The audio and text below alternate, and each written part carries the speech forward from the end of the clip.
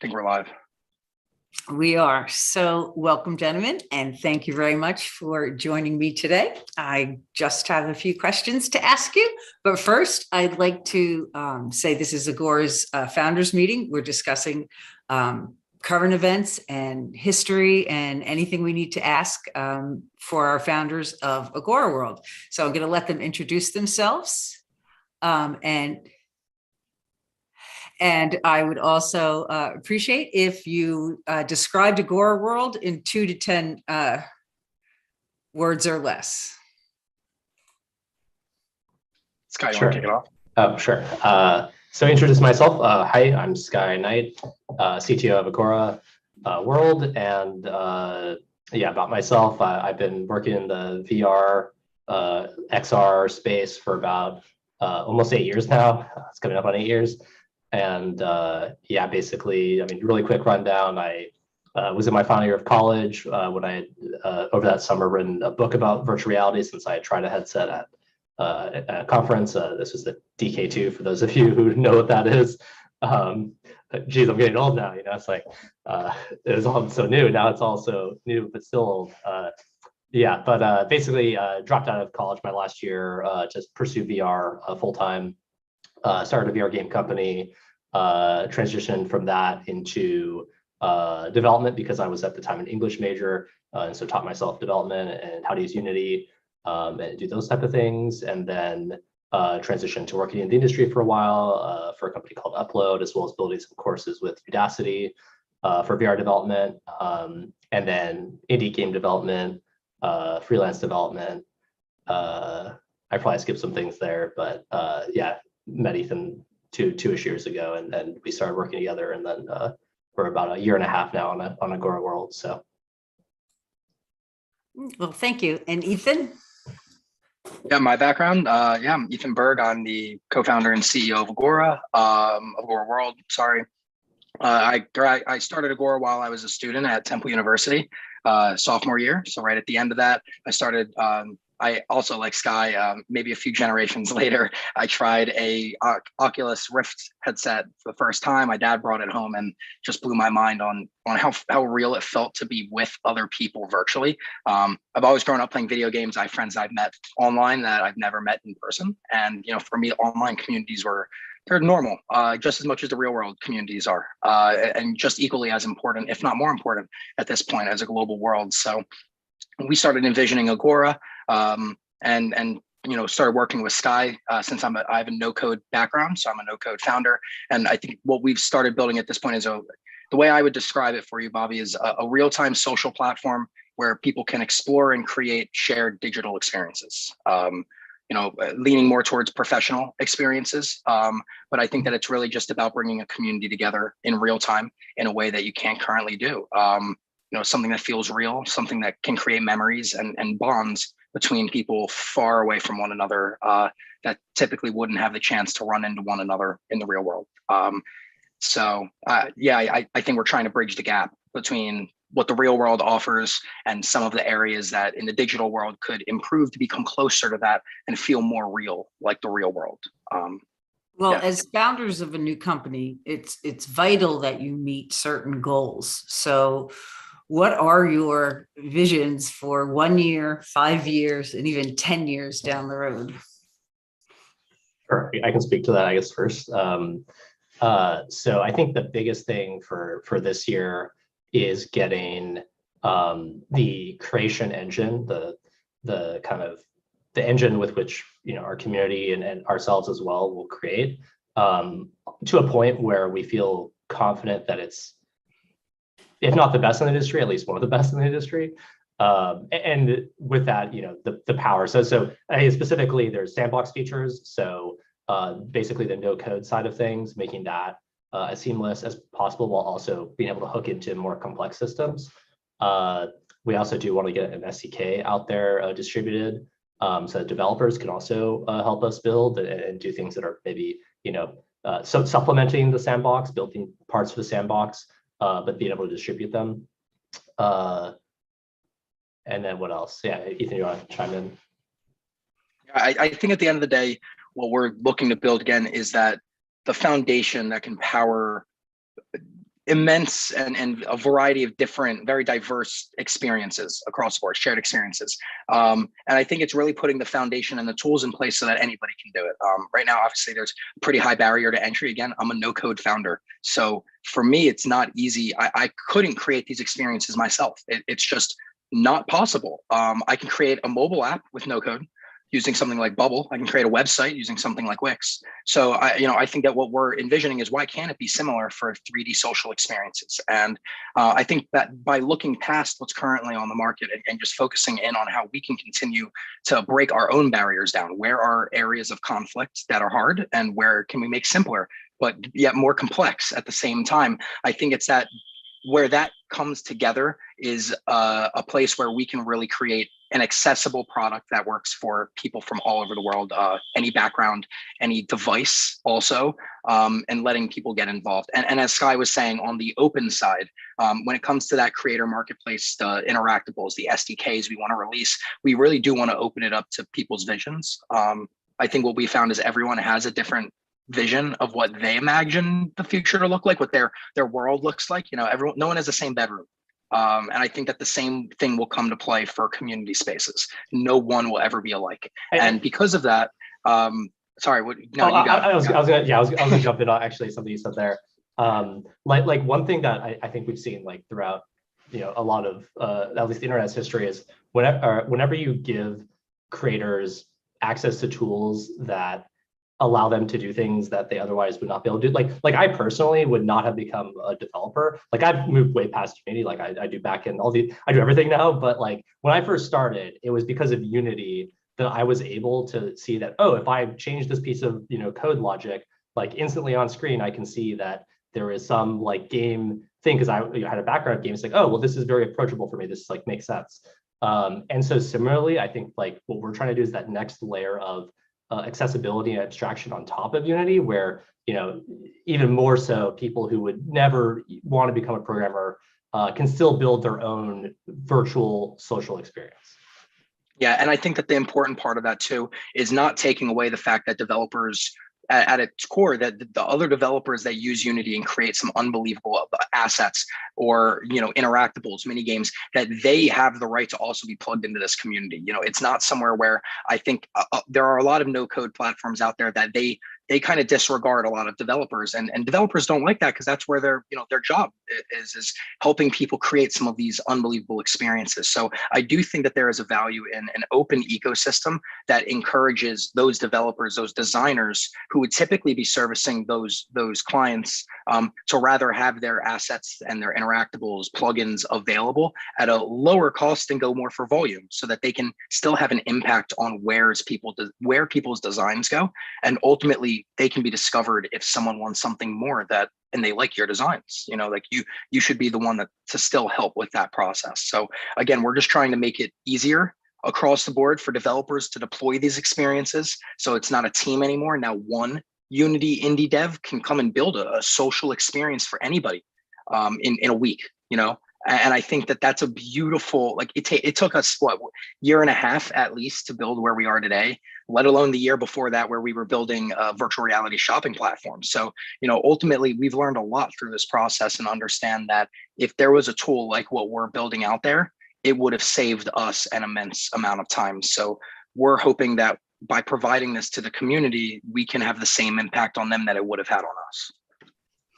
I'm going to circle back to where you see the metaverse and Agora World in 10 years for our last question. Give you time to think about it.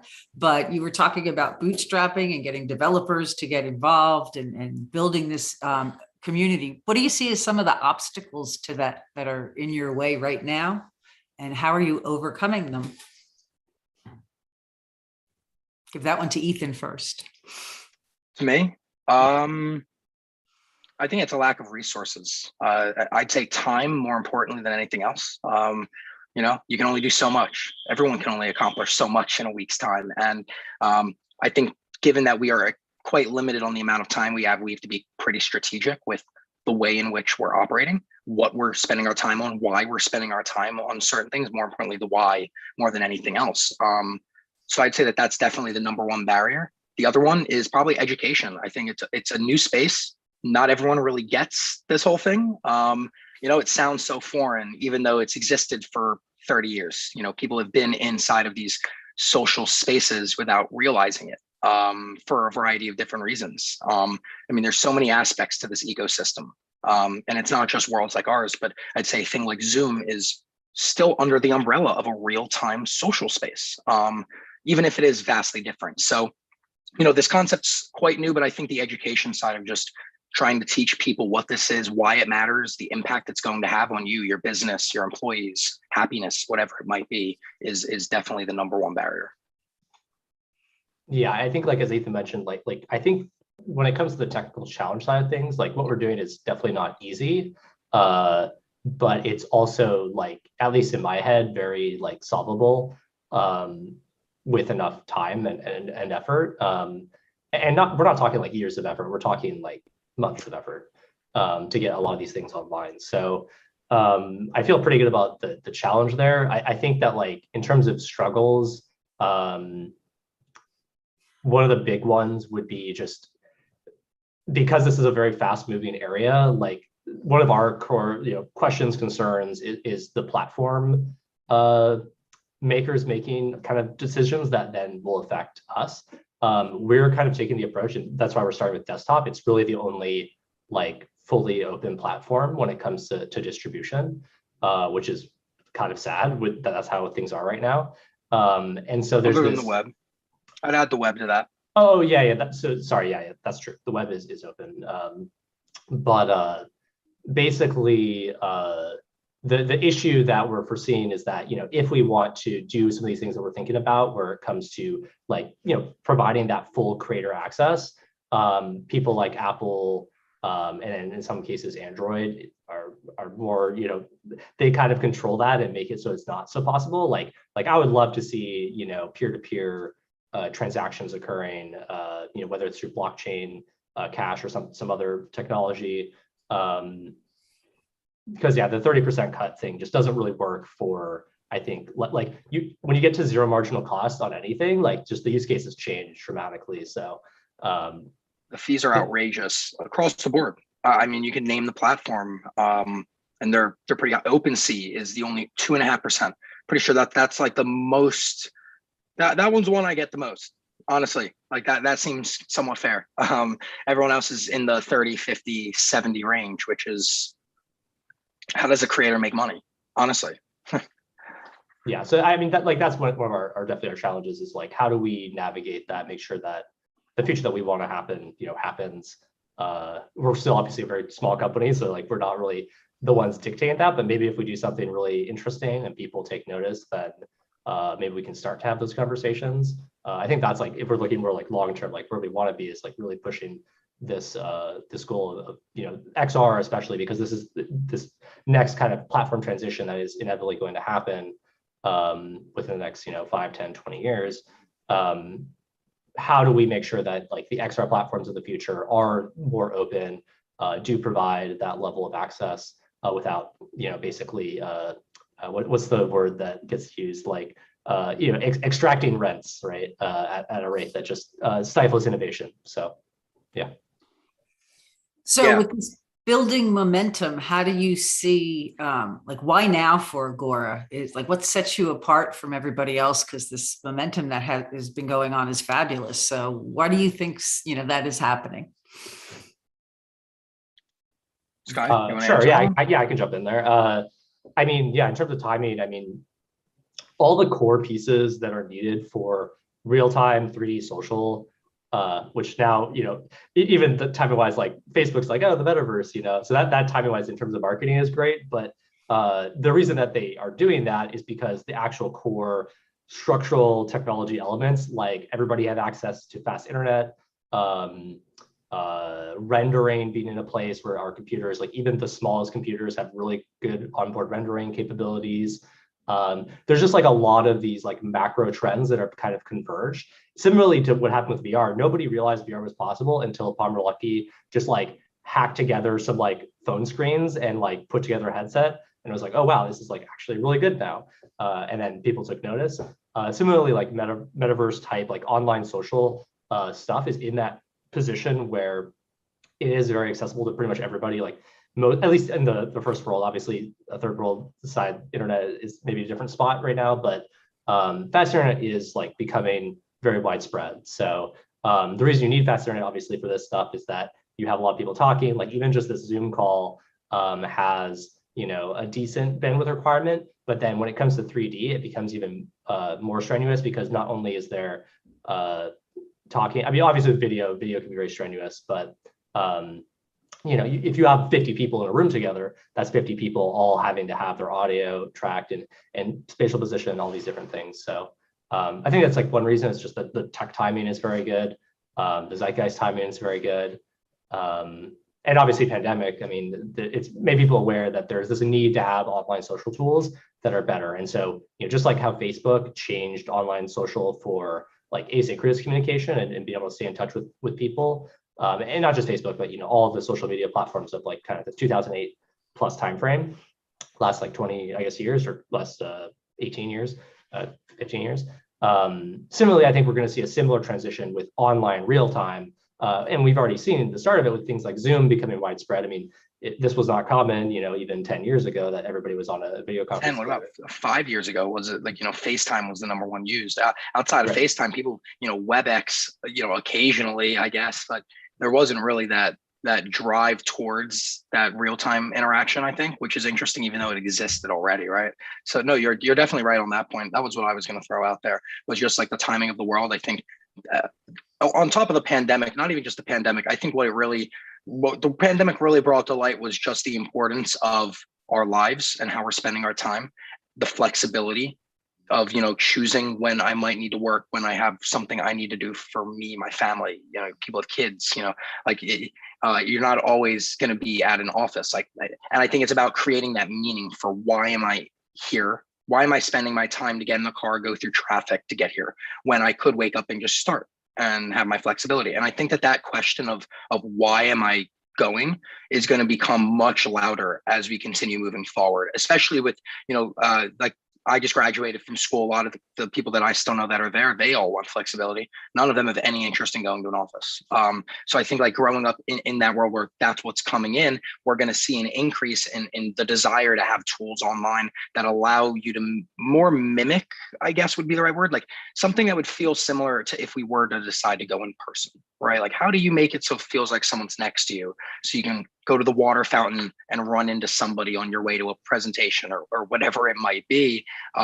I think that's where we're going to be heading for that, so that we can still have those fluid and organic spots in our lives, even from a far point of view. And as a globally connected world at this point, I don't see why we shouldn't be having these real-time conversations with people from across the world with auto translation. You know, you asked earlier, where are we going?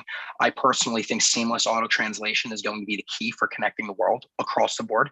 The second that we are able to speak to other people and in real time, we're hearing the language that we're desiring from one another without a blip, I think it's game over. Like I think that's the point where we will become one world. And I hope that we can be in a place where we can help drive that and provide the access to creating those experiences that can bring us all together, honestly. So yeah, I think that the timing is definitely there. The hype is there. You know, it hasn't even started, I don't think, either. So well, yeah, you know, the typical curve of like, you know, the hype is kind of a little bit crazy right now for like what's going to be happening in the next couple of years, but then it's going to rebound. You know, it's like the trough of disillusionment.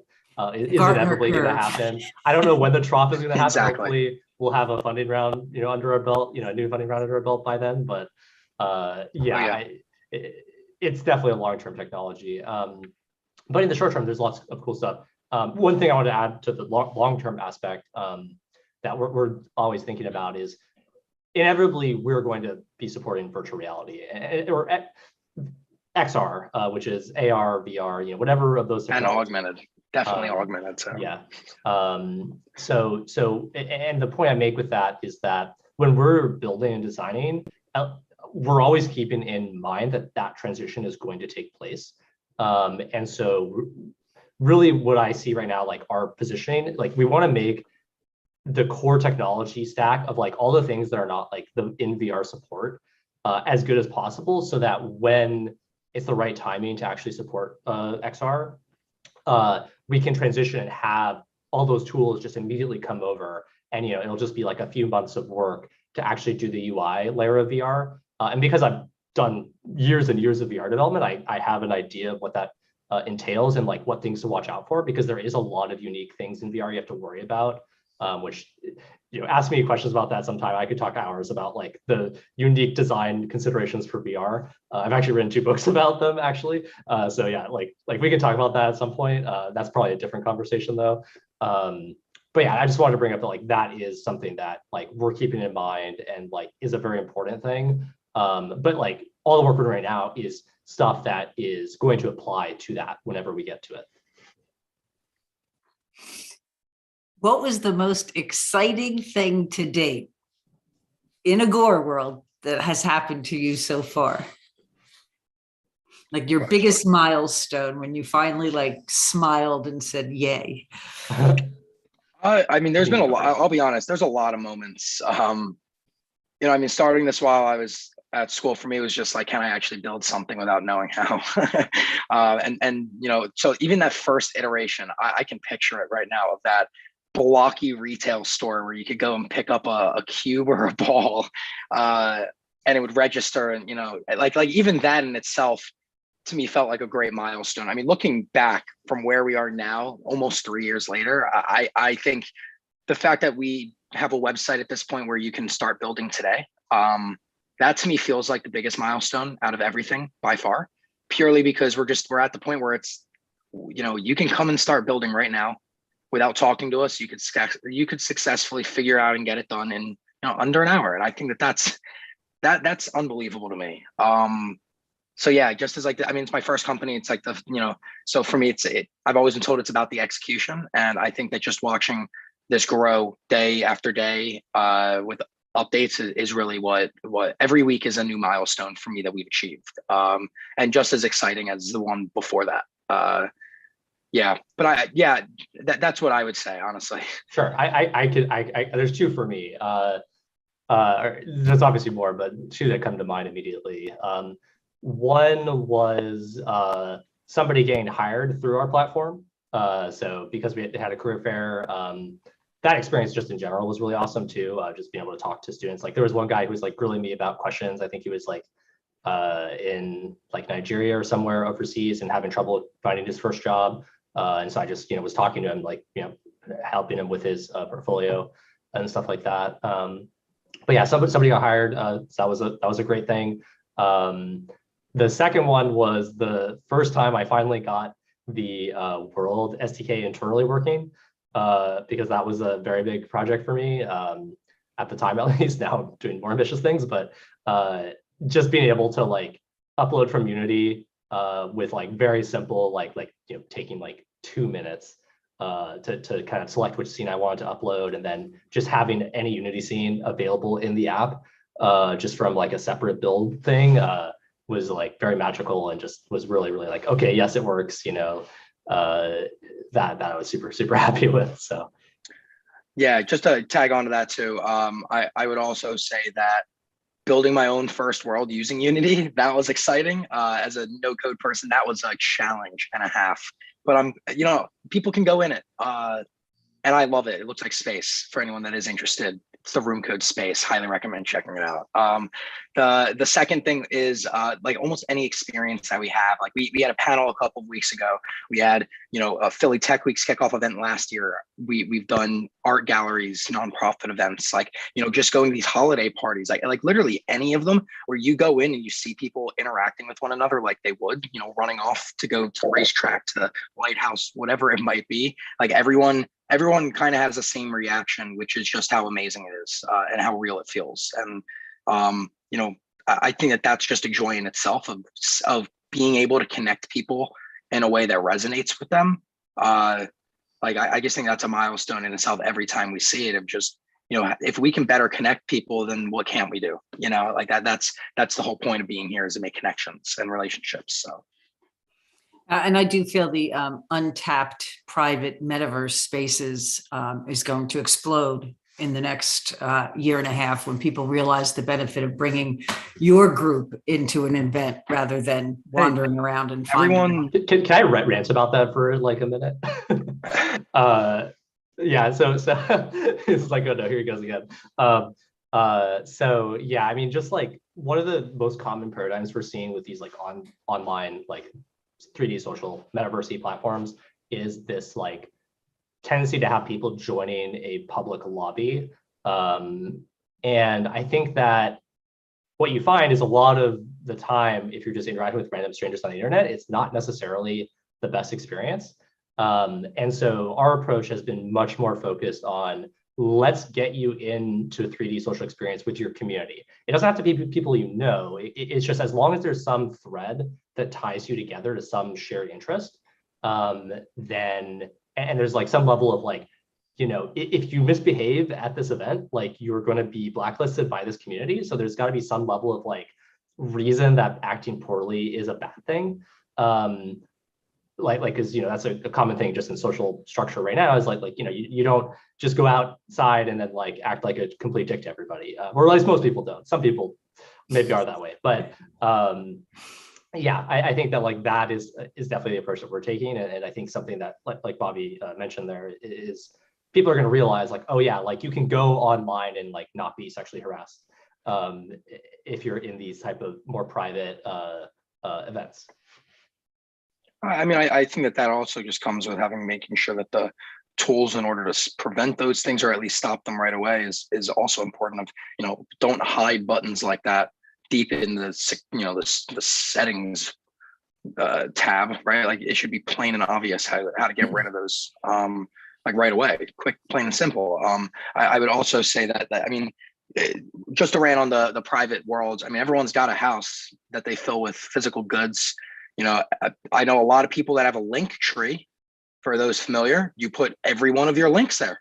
That's all of my websites and NFT pages and social media links all in one link that I send to someone. Why wouldn't you have a 3D world where you can show this stuff? You know, it's the same thing. It's the same thing to me. You know, and I think that people will understand that these spaces are just as dynamic. They're more customizable, significantly more customizable than a web page is for a variety of reasons.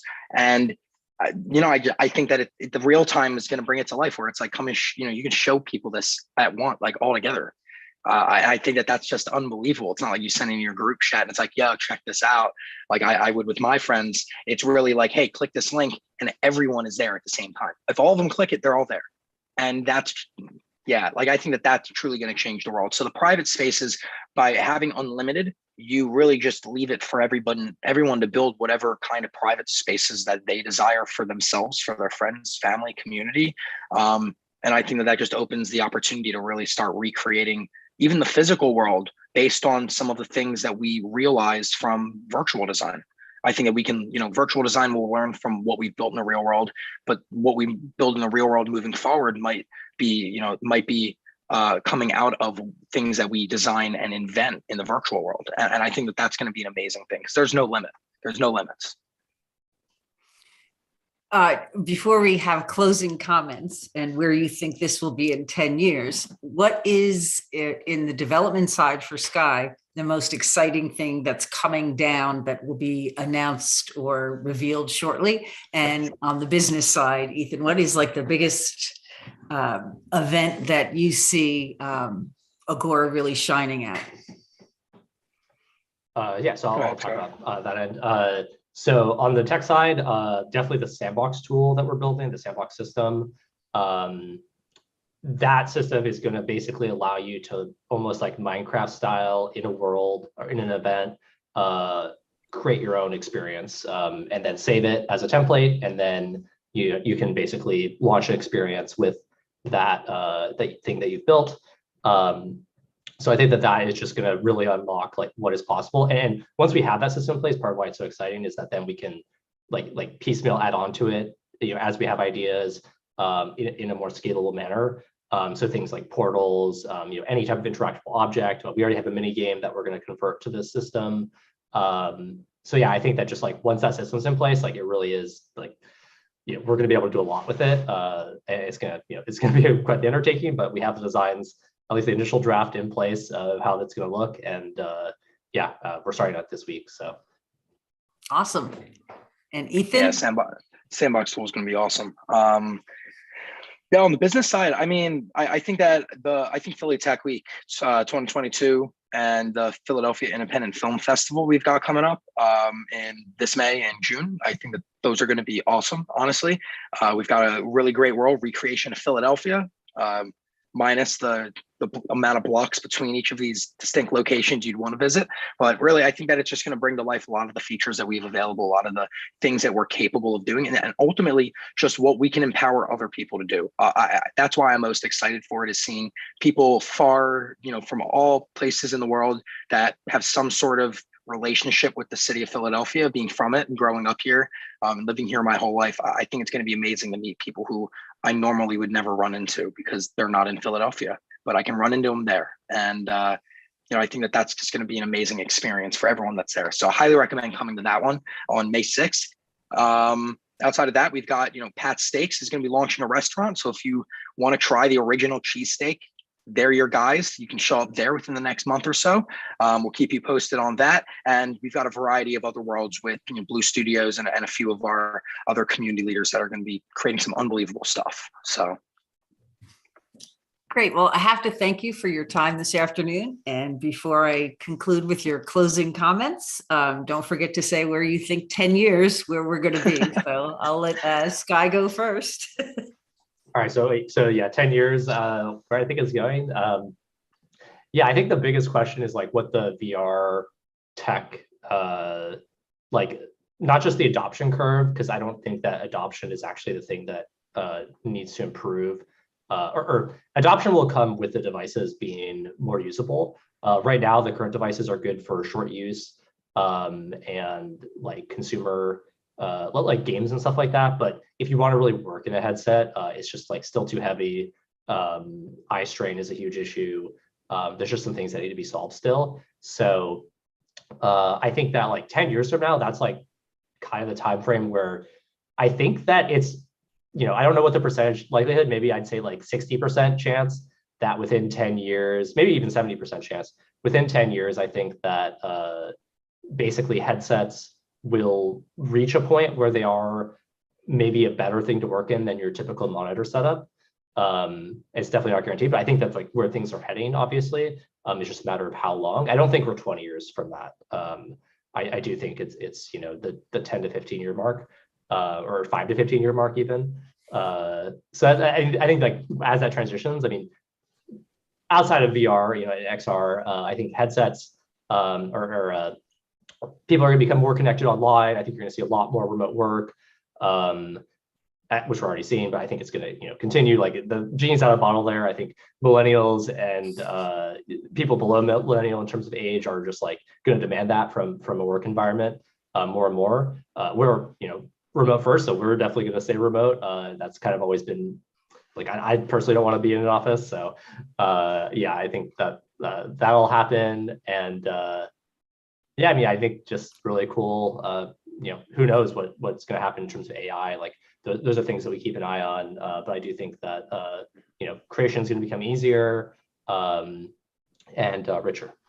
I have to tell you, Sky, I was at the mall the other day, and there is now a franchise of virtual reality stores where you stand on a circle and you put your headset on and you are in the mall and you're doing virtual reality. We did that first. Probably in the same space that you are, but we did that first. Anymore. I want to throw that out there.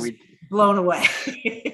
Yeah, no, that's honestly, Sky we should probably show her at some point what have her try what we built. We did that like 2.5, we did it 3 years ago. Into a world that could be fun when we have the sandbox system. Yeah, I think it would be awesome, honestly. But yeah, no, 10 years. 10 years, honestly, I think we're going to see the first versions of the hybrid world start really coming to life. And by hybrid world, I literally mean people interconnecting virtually and physically all at the same time. And I think that will come when this technology is obviously, that's driven by headsets, VR and AR mainly. But I think that we're going to see a high adoption of AR over the course of the next 10 years, especially with Apple planning a release, Samsung just announced they're doing one. Like all of the companies that are creating phones will end up diving into the AR side. We see Snapchat with great developments on that end too, some of their filter stuff. So I think that what we're going to see is where AR and VR really become XR. And they merge in a lot of ways. There's got to be a bridge between the two. Again, similar to why we're building it the way we are, it's to bridge the gap, to feel more real. And I think that the step further from what we're taking is, someone has AR and they're in this physical location that is identical because I scanned it into a virtual world that looks the same, and we will see each other. I'm using my computer. I could be on VR, whatever it might be. He sees my avatar though, because he is AR on and it shows my avatar, and vice versa. And I think that moment is where, I would love to see that within 10 years. I think that would be my big dream for it. The second thing that I would add is interoperability. I think that in order for all of this to succeed, we're going to have to see every platform, including us, all play nice in a way where it's more friendly competition. Like, as much as we are competing, I think that at the end of the day, we're really just egging each other on at this point. I mean, it's a brand new market. There's a lot of space there. There's people that have never tried this before. There's a market for everything that's out there currently. It's just about finding it. And I really think that we're going to have to see a lot of us start finding areas where we could collaborate. A portal system, for example, I think would be a great first start, where we can jump between our worlds, because there is a value for people using something like a VR chat or a Decentraland, and we are a different value.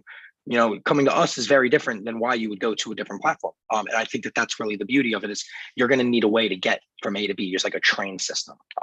So I think that there are certain areas like that. I hope within 5 years, but I think 10 is more realistic, where we're going to really see those pieces of the puzzle start interconnecting. Yeah, and I think that interoperability will just benefit developers. It'll benefit everyone. I think everyone, there is no harm at all. All it is it makes it more discoverable. It makes it easier, a more seamless experience. I don't necessarily see negatives. I only really see positives by us approaching each other in that fashion, and understanding that, we know people find a value add in yours. Like, there's just, I don't know. I hope that we can get to a place where, just like the web, I can hyperlink from a website built on WordPress to one built on Wix, to one built on Weebly, to one I built myself. It doesn't matter, because it was built like the same way. There's that framework that everyone just said, okay, that's how we'll build it. And that's something that doesn't exist with ours yet. And I think that that's quite a shame. So I hope that there is someone that is able to build, a line of code that everyone could insert that would really allow for all of them to become that mesh. I don't know what it would be, but On that thread, I don't mean to put you on the spot, but where do you see the standards in the industry coming from?